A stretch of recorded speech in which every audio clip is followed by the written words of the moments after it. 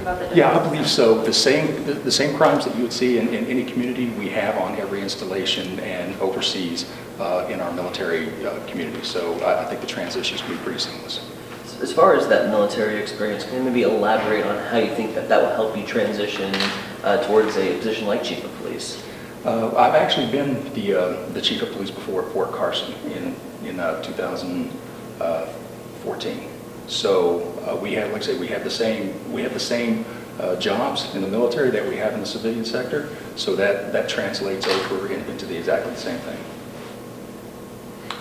So you were the Chief of Police in the city of Fort Carson, Colorado? Fort Carson, Colorado, it's an Army installation. It's actually called the Provost Marshal, but it is the Chief of Police. For how long? I did that for 9 months. Okay. Did you grow up in Lincoln? No, I didn't. I've been out here since 2008. My family stayed. I departed in 2012 to do other obligations for the Army while my family stayed. Where did you grow up? West Virginia. Logan, West Virginia.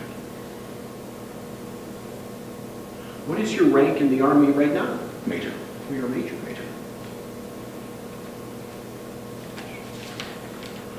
How many years have you been in the military police?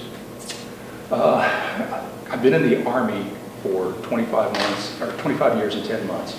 Shortly after I received my commission in 2000, the Army branched me ordnance for about 18 months. So I've been in some paperwork to be transitioned back into the military police corps. You had any opportunity to meet with other members inside the Grand Island Police Department, maybe tour the Grand Island Police Department, see how it's run? What's your thoughts? I did. It's a fantastic facility. It's really state-of-the-art. The technology is far advanced. I took a tour, and what I was told is that they actually planned that facility for 20 years, looking 20 years ahead. So it's a fantastic facility. I know the current police chief sometimes, sits in on briefings and talks with the guys at the bottom, I guess, with that military rank, going through the rank system. Do you see an importance in talking to the lowest guy in the totem pole, or do you keep that to your hierarchy system, or what do you think? No.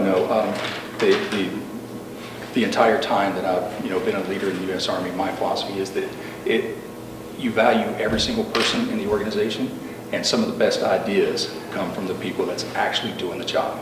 So you have no way of knowing it unless you get out there and talk to them. What kind of style of police chief would you kind of be? Is this more of a behind the desk kind of administration side of things, or would you be out in the field working with the lads? I think it's a balance. There's obviously some administrative duties that you have to attend to, but also my style is not the kind to be sitting down at the desk all day either, where I have to get involved. So that's definitely my style. In summary, what would you say makes you qualified to be the police chief of Grand Island? Well, I've had 25 years of law enforcement experience. I've had 24 years of leadership experience. I received my master's degree in 2011 in leadership. My doctorate degree, I just graduated last August in educational leadership. So I think leadership and management skills that I bring will be very valuable. As far as the community support, and in talking with the former police chief, and he said that community support is so vital, whether it was for their crime study to get some more officers in the Grand Island Police Department. How do you see the relationship with you as a police chief and the Grand Island community? Well, community is going to be very important, because that's going to be vital in playing a role in finding out exactly where crime trends happen, being able to trust the police, and take away that fear of crimes. So it's a collaboration between the police department and the community. How has your experience within military law enforcement kind of shaped you to the candidate you are today? Well, the first 10 years I was actually a patrol officer, so I did the law enforcement portion of it. For the last 16 years, I've been more of the administrative side of it, but still there's some law enforcement duties that apply to that. And then, I've cross-functioned into some higher executive level leadership administration type jobs, like the one I just left as the deputy director of Kansas City Recruiting Battalion.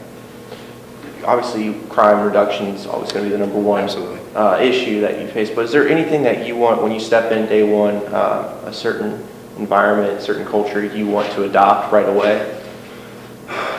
First and foremost, I want to be approachable. I insist on that. So my character is that whether it's good news or bad news, you're still going to get the same personality. So, but for the first, I would say if I do have this great opportunity to be the chief of police, I would say I would need a 60 to 90 day assessment where I wouldn't make any major decisions at that point.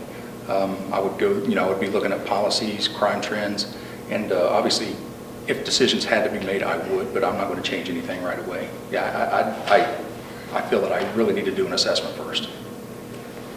You talked about trust, and maybe not so much in Grand Island, but across the country, the trust in police is going down, it seems like. How do you keep that trust but still enforce the law? Well, I think you have to convey that, our emergency, our first responders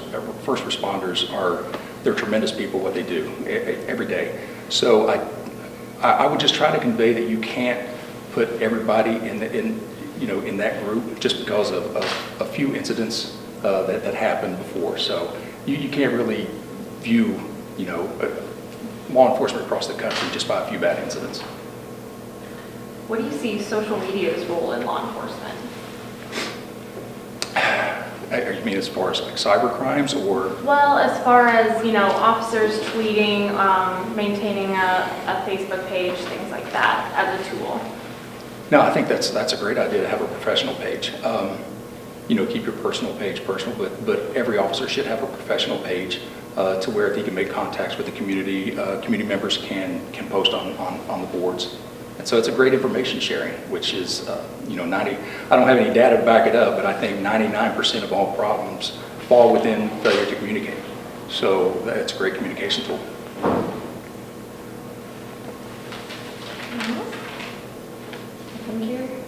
We're done. Thank you, sir. Well, Thank you so thank you much. so much. I really appreciate it.